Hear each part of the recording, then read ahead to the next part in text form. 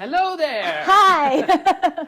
My name is Barbara Hatch, and I am one of the theater teachers at the New Mexico School for the Arts. And I'm Joey Chavez. I'm another one of the theater teachers at the New Mexico School for the Arts. And today we're going to take you on a mask making workshop and a little bit of information of how masks are actually used.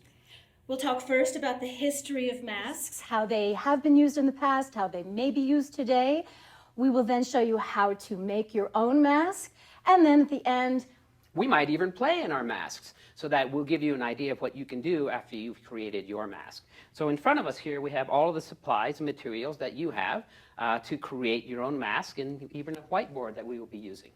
So, want to start the production? Yeah, let's just start with a little bit of the history of masks. So masks throughout history and how they are used. Masks have been used throughout history as ritual, in ceremonies, and then just plain for entertainment and fun. Kind of like Halloween? For instance, like Halloween. Okay. Exactly.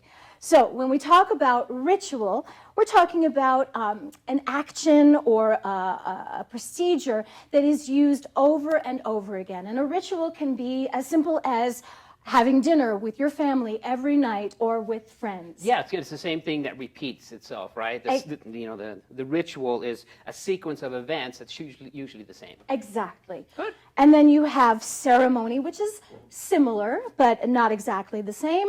And a ceremony could be something like a graduation ceremony. Oh, yeah, you get to wear a hat. Yeah, and that walk. funny hat. Yeah. Or a wedding ceremony, for instance. Those are good ceremonies. No, that's a ceremony and a half, I think. Okay. Great. So moving on to the next slide, we have what we call a pre-ceramic slide from the Neolithic period. What? The Neolithic period, Mr. Chavez. What is that? So the Neolithic period is around 7,000 years before the Common Era, which is a very, very long time ago. It's over 9,000 years ago. And it's actually the very end of the Stone Age. So people were starting to use instruments that they could make things out of, and they started making masks. Yeah, it's much like the one you can see in the slideshow. Exactly. Okay, that's actually a mask that's 7,000 years old. Yeah.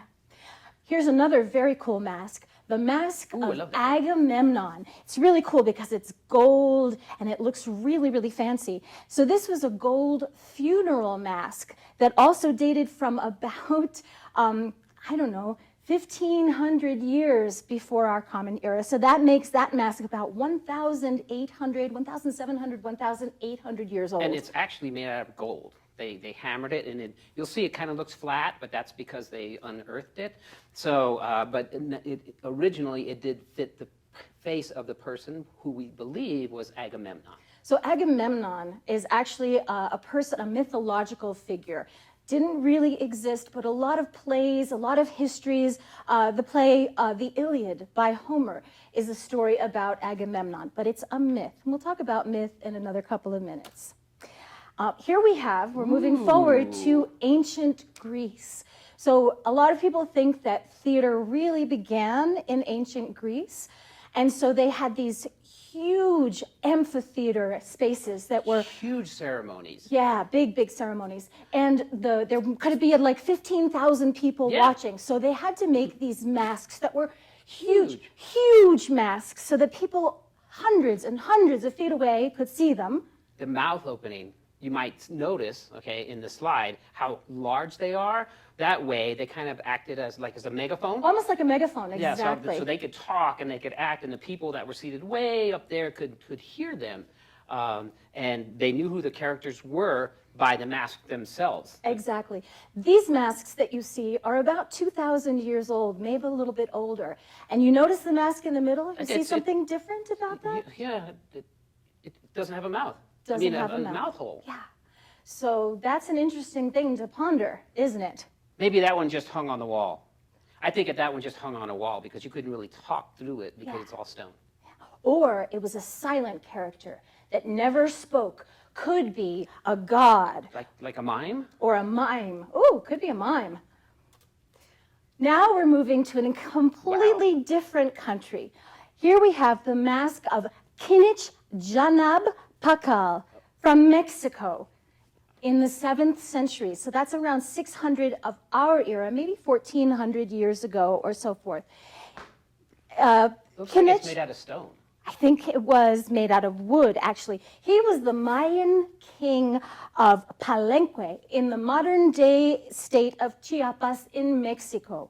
So this mask is about 1,400 years old. Still pretty old. It's pretty old. And look how elaborate it is. It has earrings, and it has a beautiful necklace. This was probably used by a king in a ritual ceremony. So very, very, very fancy. Oh, now we're going to a completely different part of the world. We're going to Japan. I love those masks. They're so crazy. These are really fun. So these are called Tengu masks, and they were starting to be used in Japan in the 7th century, so in the 600s of our time. And these usually were based on large birds, and they were made with long beaks. And as the masks developed, they started becoming more human, and then they got these really long Pinocchio noses, right? Doesn't it look like Pinocchio? It looks like Pinocchio to me. There's a lot of lying going on with these guys. You never know. Yeah. But you'll notice there's also another one back there that's more rounded. Yeah. So there were different versions of masks that they used back then. But one of the common things that we know with a lot of masks is that they represented something or someone. Exactly. Okay, so it's often a famous person or a mythological person or royalty. Okay, somebody, they might have a mask, like a funeral mask. They used to make them and put them on the person. So more about that later. Exactly. Now we're going to completely switch countries once again, and we're going to go to Iran, modern-day Iran, in a region called Kalmarek. Hard to say. Good one. Hard to say. That's why she's doing it. These masks also, Joey, are so cool because they are gold also. Gold. Actual gold. And they were found during an archaeological dig. So archaeologists dug up this whole area and found these unbelievably beautiful masks, probably also worn by royalty for some kind of a special ceremony. Yeah, as you're getting, the masks really have some value to them, not just in gold, but of representation, maybe given as a gift to somebody because it was made out of gold. Okay, so we don't know if all of these were worn, but if they were, they could see out of them and they could talk out of them because the openings are there. That's one of the things that a good mask has in common. Exactly. Now we're going to Indonesia, another part of the world where masks are used very, very often. These are Balinese topeng masks. And so topeng is actually a dramatic form of dance in which one or more mask-wearing, costumed performers. You don't see that in the mask. That's right. They were also wearing costumes, usually like full robes, maybe even gloves. I noticed that some of them had extended arms that they would move with, and to really create somebody that's bigger than themselves. Exactly. So these masks were used to tell stories about kings, about heroes, and different myths. Yeah. So these were also very, very fabulous masks, accompanied with some traditional music, right? And these date from about, I don't know, almost 1,100 years ago, from about 900. Still a long time. That's a long time ago. They're very old. But these are modern versions of those masks. So in Indonesia, they're still used today. Now we come back to the United States, back to the southwest part of the United States. And here are two examples of Native American masks from the Southwest. They were carved, and also sometimes they used leather and other different materials to decorate them. I mean, you can see here, it's probably the feathers you see on there. Maybe they would use real horns off of animals. And then also the hair would also have come from a real animal.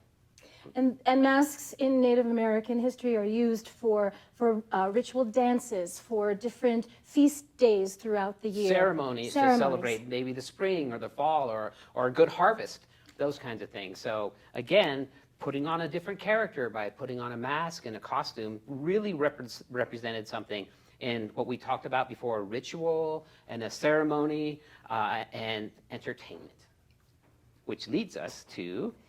Oh, we still have one more, Day of the Dead. Oh, yeah. Oh, we're going to Mexico again. And I think most of us have heard of the Day of the Dead. We also, we celebrate it every year. It's the day after Halloween. the 2 days actually after Halloween. And so these are some traditional masks.